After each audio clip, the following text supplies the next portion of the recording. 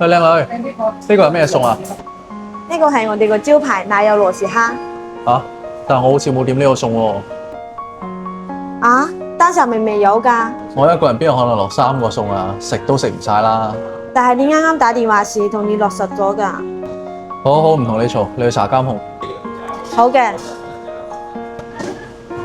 小何唔使查監控啦，啱啱件事我了解咗啦。